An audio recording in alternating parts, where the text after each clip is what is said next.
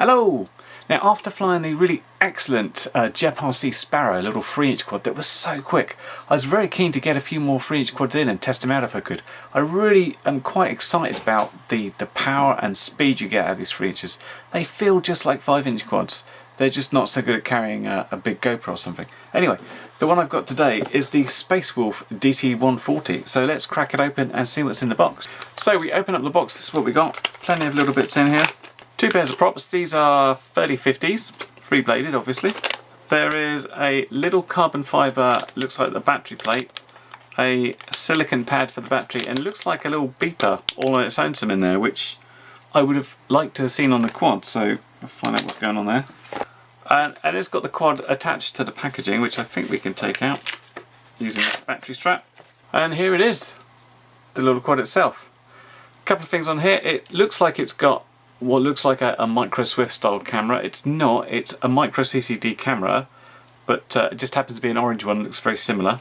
But we've got a FreeSky XM Plus receiver there, which is good, and the antenna is already covered here. XT30 connector, always good. This will run up to 4S. 1408 motors with running at 3600 kV. Little bit upset because I kind of thought this would be ready to go, but the fact the beeper's in the bag is kind of an annoyance because it's only small, and of course you always want a beeper ready in case you go down, and I'm going to have to open this up and solder it in there. Let's probably do that unless I run out of time. But let's go into Beta Flight, check it out, see what's set up, and yeah, we'll go and fly it. Okay, so here's a quick tour of Beta Flight, as I found some things in here I wasn't expecting, which is pretty cool. So, as expected, it comes with a serial RX setup for the XM Plus it's got installed, but it also notice it's got IRC Tramp as the peripheral, so it's got changing your VTX power, band and channel via the RC Tramp, which is interesting because the last FuriBee product I looked at used smart audio, so they're diversifying, I guess. Configuration wise, nothing much I set up here. It was all pretty good. D-Shot 600, 8K 4K loop, that was all nice. PID tuning was set on default, which looks a little bit like this. I just started going through it, which is the profile 1 here, and I changed my super rate to 0.8, so there's no special thing done here. Now, the receiver tab was interesting. RSSI channel was already set to aux12. This is the first ready-to-fly drone I've seen where it comes with an XM Plus and they've actually flashed it to the RSSI firmware. Hooray! Normally, it's one of my big moans about, well, they've put it on there, why haven't they done it? They have, so kudos to them. That's really good. Modes-wise, they had a bunch set up. I've gone ahead and added mine. Now, I did notice they had flip over after the crash, and again, I saw that the FuriBee X215 Pro S had this, and when I checked it out, fair enough, yep, it had BL Heli S 16.7 firmware, so this is enabled. Now, I'd also opened this up and I could not find a place to add that beeper, so seeing this was enabled means I'll be able to use the D-Shot command. So I've actually enabled the D-Shot beeper on this one, and because it's running Beta Flight 3.3, and that's how it came, I didn't update it, that will also work as if there's a failsafe, that beep will work. You've got to add one CLI command in order for that to actually work though, and that is something called the beeper D-Shot beacon tone, which is a range of 0 to 5, and by default it's 0, which means it won't go at all, and 5 could be too much for the motors, so I've set this to 3. It seems okay on the motors, they seem relatively happy. So as far as the OSD goes, it had a couple of bits on there. It already had RSSI in, which I'm liking, so there wasn't much for me to change around there, just little bits and pieces. Anyway, onto the field we go. Hello, back at the field. Beautiful day, unbelievable weather. We're even in the big field because it's dried out enough, and but look at that long grass. Better beware of it swallowing up quads. So we've got the Space Wolf DT140, the little 3-inch quad here from FuriBee, and flying it with an 850 4S. This is my crappy 850. This is just for line of sight hover. So we're going to do that first, make sure it all feels okay before we take it out and do a proper FPV flight.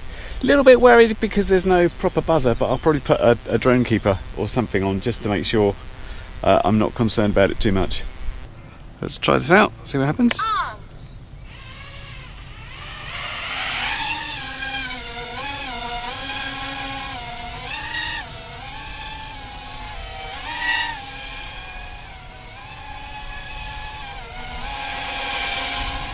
Well, that seems nice and easy to fly, no particular issues there.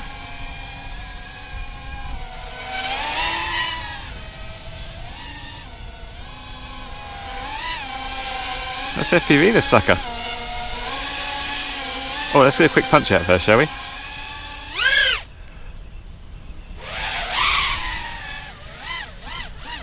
Well, I had a bit of motor wash in the prop wash there, but felt pretty smooth aside from that.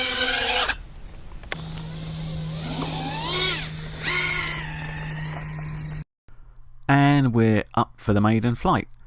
Now, almost as soon as I took off and did my first turn, I thought, this is a bit rough and ready, it doesn't feel very smooth. Now, in retrospect, looking at how it is, I think this is down to the narrowness of the camera angle. It's allegedly a 2.5mm lens, but it just feels like so much more narrow, and because it's that narrow, it gives you that sort of jerkiness. But it wasn't just this. Under any sort of power, I could really hear these motor oscillations. I had a couple of fly pasts. See if you can hear what I'm talking about.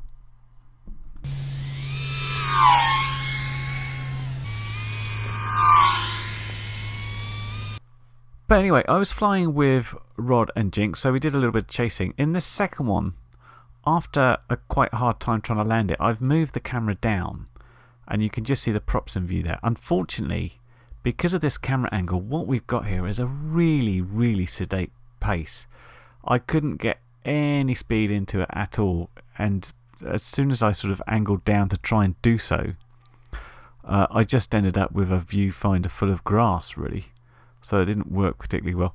The camera's okay, not a problem sort of picking stuff out, a little bit of noise there. It's just the fact that the angle's too narrow. And in this third flight, I've angled it right up. And so we're able to get a little bit more speed in. And you can sort of see this in the chase. But again, I'm noticing as my speed increases, the jitters are getting a bit worse, and there's a little bit more noise as we put the pace on there. But I mean, it was okay, is what I came away from this first place. But that oscillation was driving me crazy. Here's a quick look at the landings as well. Here's the first one where I just couldn't bring it in low enough, so I ditched it. My second one with the much more neutral camera, I still managed to bounce over and do it. And in this last one, I just didn't have a chance, so it was a case of sort of ditch it in the nearest grass. Now, I was just filming here expecting to do a wrap-up video telling you what I thought about the quad, and one of the things I was going to talk about is that sort of jittery oscillation I was getting there. But having just checked some Betaflight settings, when I unplugged it, I just noticed the stack was loose. And when I looked closer, and I'll show you the close-up here, it actually looks like it's just floating. I can only see one screw holding the whole stack in, and the other three screws aren't there. Now, there's no possibility that these fell out, because what we have over the top here is the silicon pad, and I've just cut the corners off so it will fit inside the other screws. But the screws where that should be is under there, so those would absolutely not a chance of falling off there. I don't know quite what they've done. I'm going to have to peel that back and have a look. And obviously, with this being slightly loose, and all that wind coming at it, that's exactly the sort of thing that could make that gyro interpret this wobble as this and trying to do things with it. I mean, it might just be the fact that it needs more PID tuning and stuff, but it would be unfair of me to make my conclusions of it the fact it's floating around, although I can make a conclusion that it's a little bit shabby, that it doesn't seem to be held down by anything. I'm guessing, I didn't notice originally, maybe there was just a little bit of either that screw was tight enough or it was just basically magically held in place for a while, but as it moved around and landed and fell over a couple of times, that loosened off. But it's, I don't know if you can see that. Again, I'll show closer. You can just move this thing around. It's free floating. The one screw that's holding it in is, I can see this much thread. So, but yeah, let me get in there and sort that out, and basically we'll get those batteries charged up and we'll give it another go and see if that fixes the problem. Okay, having removed the silicone mat, I found the screws here were just floating around, not attached, just sort of sat there. It could be that the thread's been ripped and they're just not holding, but I'll try and put those back, see if I can tighten those up properly. No, it looked like it was just a case of them not being tightened up. I've just done that and that's absolutely solid now, and I've put my sticker back on. But I think what was happening is because this was sort of new and pushed in place, and at least one of them was done up, it was just sort of stuck there. Sort of new plastic onto carbon fibre was actually creating some sort of tension between it, but after moving it about it all shook apart. But there you go, check it out if you get one. But that's nice and tight now, so I can go and refly that again. Take 2 of the Space Wolf DT140 with the camera angle changed again, trying to get the best position. I've also got the Drone Keeper Mini on there, fits on okay, and I thought I'd also just show you how the beeper sounds. And the answer is that loud. Not super loud, but it's alright, I guess.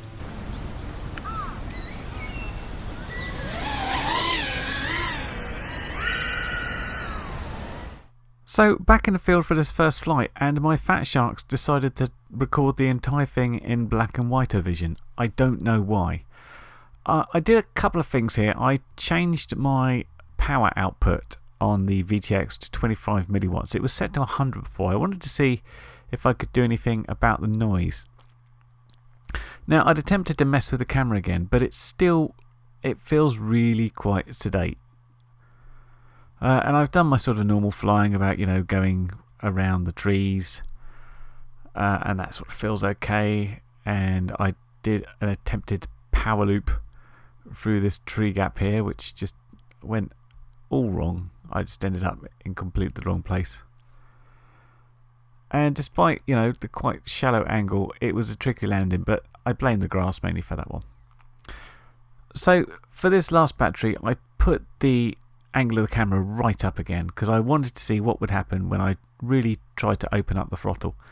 And what's happening is we're still getting those vibrations despite fixing the sort of the floating stack. And the more power I put on it, the worse the noise gets on the video and the worse the vibrations get, unfortunately.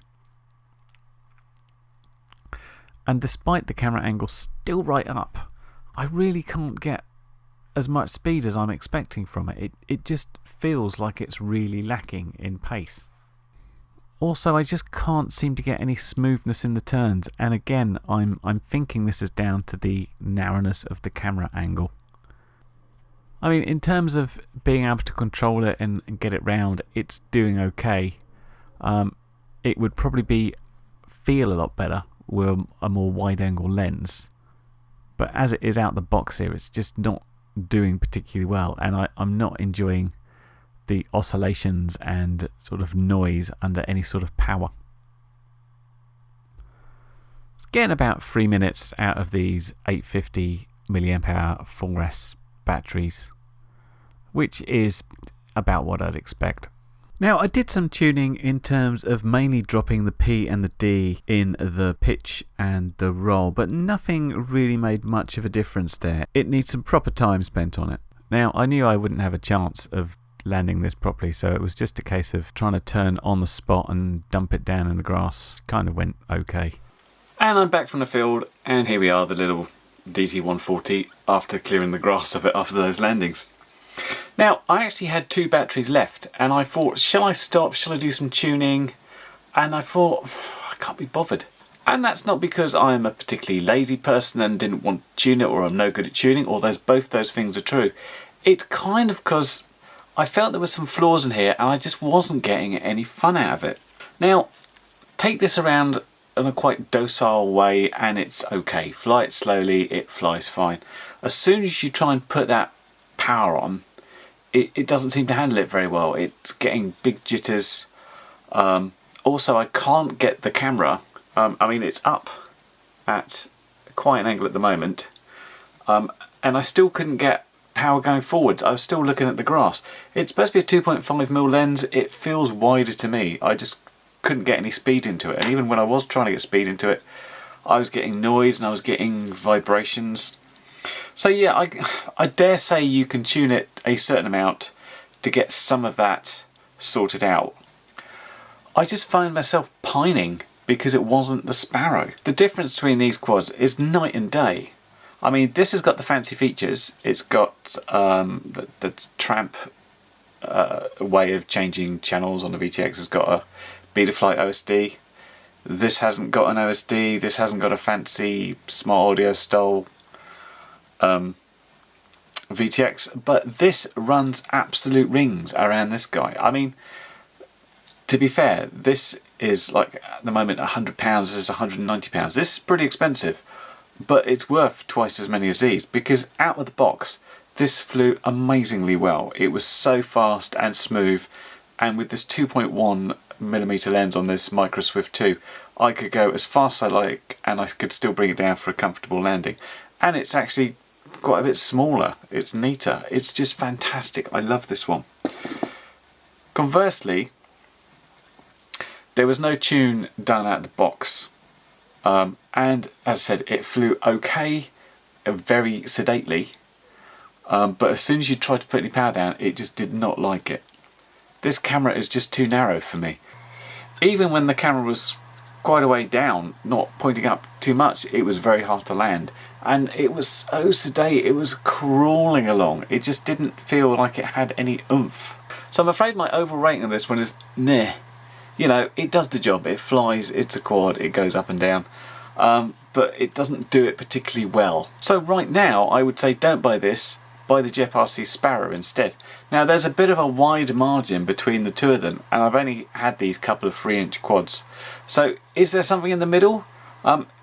If you've got a 3-inch quad that is better than this, and you think might be, you know, at least as good as the Sparrow, if not better, then let me know what it is in the comments, please, and if I can get hold of it, I'll test it out. I'm conscious of the fact this is expensive. I can be recommending it all I like, saying this is really good, buy it, but it is pretty expensive. There must be some middle ground where you've got slightly more expensive than this, but much better.